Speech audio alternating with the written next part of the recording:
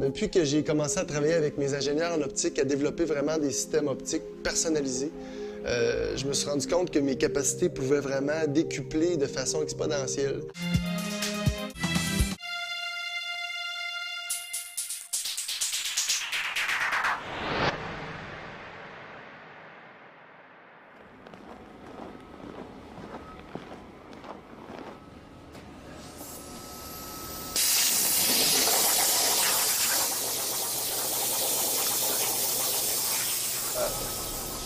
Comment que ça roule à peu près au centimètre seconde? Ça va pas d'épaisseur, comme là, on va rouler à 100 pouces minute. 100 pouces minute. 100 pouces minute, tabarnouche, ça roule.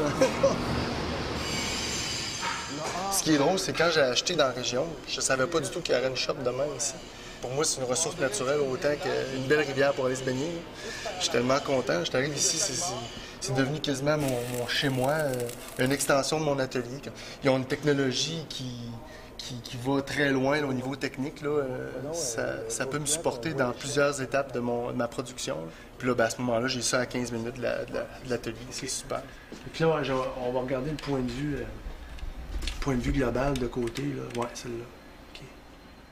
Les points qu'on voit comme des points. C'est le sens de ma coupe. Ah, fait que c'est ça que ça va avoir là, à peu près. Oui, c'est très bien. Ouais. Ça te fait pas trop peur? Du tout. Non. Pas avec ça, hein, ces petites affaires-là. On a déjà vu d'autres. C'est des pilotes, ça. C'est que j'aurais pas fait la sculpture de cette façon-là. C'est évident.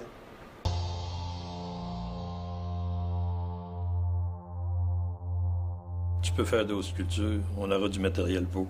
Ah là, ça, c'est des mots magiques, ça.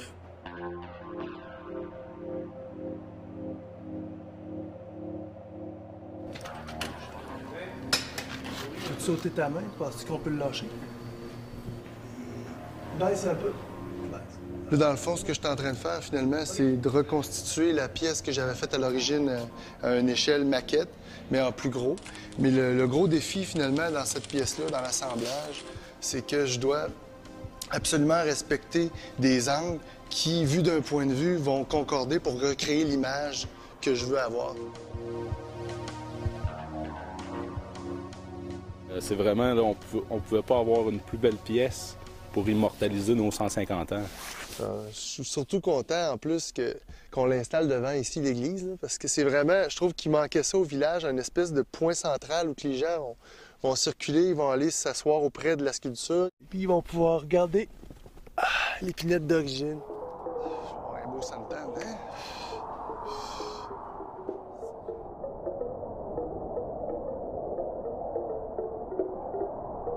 Un des défis qui s'ajoute à l'accomplissement d'une sculpture jusqu'au final, c'est d'arriver à respecter l'optique qui a été modelée à la base. Ça, c'est très difficile parce qu'il y a tellement d'étapes qu'il faut vraiment rester attentif à tous les détails. Donc, même quand je finis de bronze, je dois vérifier constamment s'il y a une concordance avec l'image d'origine du résultat, finalement, que j'ai voulu obtenir.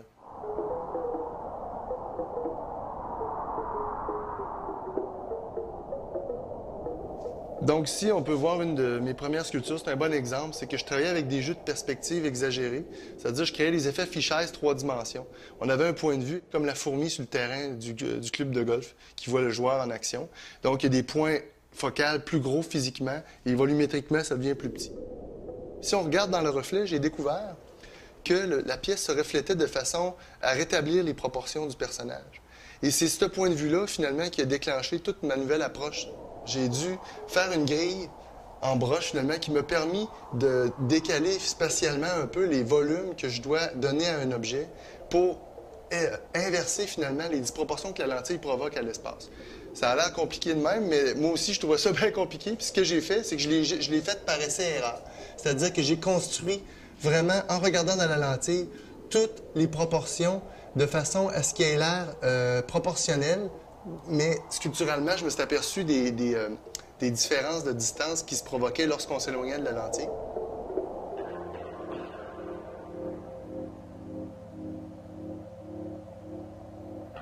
Bon, ben ici, on a la matérialisation de la première sculpture que j'ai faite à partir de la grille qu'on a vue tout à l'heure. Une application règle par règle des mathématiques que j'avais compris du système. C'est le meilleur succès que j'ai eu au niveau vente jusqu'à maintenant. C'est-à-dire que Michael Schumacher en a acheté 3 exemplaires. J'ai même pris des documents photos, on le voyait tenir son volant de telle façon, les détails techniques, toutes les tiges de soutien des roues. Je me suis payé à la traite, comme le jeune garçon que j'étais quand je jouais aux petites autos.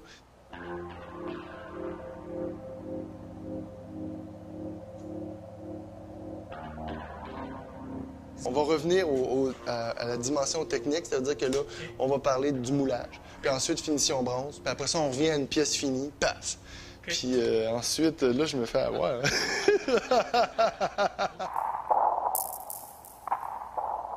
À chaque sculpture que je commence, la première chose que je fais, c'est des illustrations de départ, simplement pour me donner un peu l'idée d'une scène.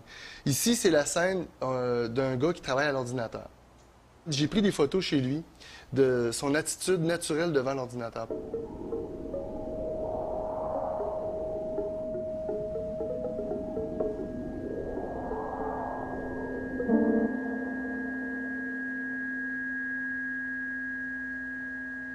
La première chose que je fais quand je commence une sculpture, je positionne la lentille. Elle est toujours positionnée selon les volumes que je veux. Donc, je l'ai mis, exemple, ici, à peu près à 8 pouces de hauteur. J'ai installé la lentille. Ensuite, j'ai fait simplement un positionnement de broche pour me donner la silhouette du personnage global, pour me donner une idée du positionnement des volumes. Donc, ça donne à peu près l'œuvre.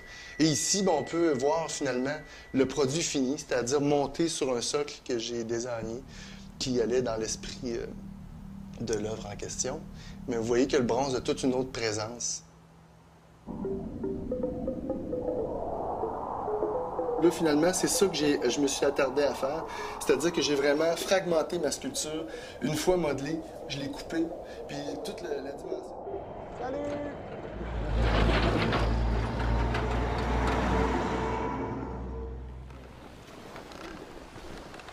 La qualité d'Éric qui me plaît le plus, c'est son côté imprévisible.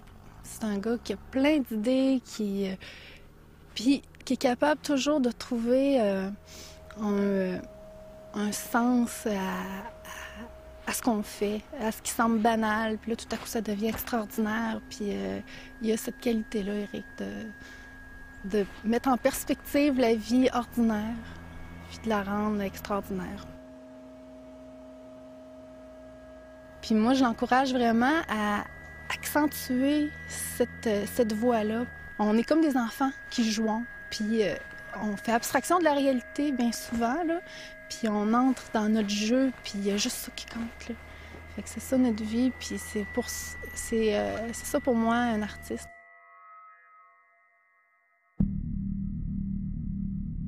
Mes idées de création, disons que l'inspiration de départ, le processus de création, finalement, a beaucoup évolué dans le sens qu'il y a eu une époque où le simple fait de sculpter un objet avec des effets de perspective était déjà un défi tellement exaltant pour moi que le sujet m'importait peu, sauf s'il y avait une dynamique dynamique spatiale. Là, je me suis rendu compte que de regarder par les lentilles, bien là, je pouvais commencer à exprimer quelque chose d'après le point de vue que je donnais sur un sujet. Vu que je travaille vraiment sur le système optique, je veux créer des systèmes qui vont matérialiser la vision propre de différents individus. C'est-à-dire que, exemple, quelqu'un qui est bipolaire, ben, pouf, ça va être séparé en deux. Quelqu'un qui est vraiment schizo, ça va se décupler en millions de fragments. Mais tout ça va se recomposer toujours. Donc, ça me donne vraiment une dimension où que je vais rentrer dans l'individu. Je vais pouvoir exprimer sculpturalement puis le faire ressentir aux gens toutes ces dimensions-là. Parce que pour moi, je trouve que ce qui est vraiment intéressant puis qui me trouble aussi, c'est le fait que tout le monde a une façon de voir la réalité. Puis ça, c'est quelque chose de très riche, mais en même temps qui amène toutes sortes de conflits. Donc, d'arriver à l'exprimer, le modeler, l'extirper de ma personne, puis même m'attarder aux autres, bien, ça me permet de créer comme un puzzle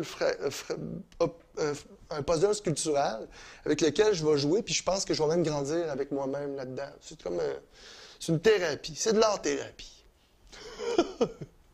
Oh, oui.